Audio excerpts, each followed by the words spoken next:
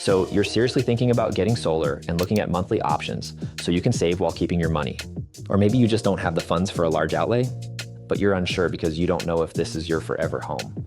Maybe you've heard some horror stories about selling a home with solar. The most popular way to pay for solar by far is on monthly terms with no money down, because who has $20,000 to $70,000 sitting around? Even if you do have that, the money could be invested in other ways for better returns, because at the end of the day, if you're a property owner, you're already paying for electricity. So you could just cut your bill by 30 to 50% and keep your money or leverage it. If you are looking at a monthly plan for solar, what happens when you sell the home? I've also heard of prospective buyers supposedly not wanting to pay for the solar or claiming they don't want it. One of the most common fears or questions I get revolves around this one. So let's start here. The reality is most people want to pay lower, not higher bills. You'd have to rather pay more monthly with what's pretty much compound interest. If someone is that opposed to solar, they're not realistically going to look at homes with solar.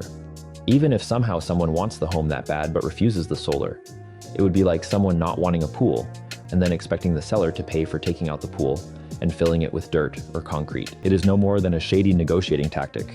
The truth is, according to several nationwide studies, solar adds value to your home. So don't fall for these tactics from agents or prospective buyers that are meant to take money from your pocket, as far as being forced to pay off all monthly payments out of the proceeds. This is something that happened 15 to 20 years ago with predatory leases.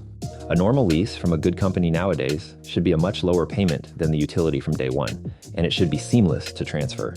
So here are the paths you can take. You can simply transfer the payment over to the new homeowner like you would any other utility like gas or water, or pay off the remaining payments as part of the sale of the home.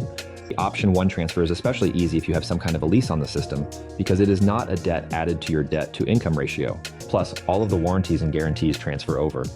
If you have a loan, the new homeowner has to have enough room on their debt to income ratio to take on that loan while taking on the mortgage loan. That's where option 2 comes into play. In my opinion, it would be better to add the system's value to the sale of the home so it's all part of the mortgage.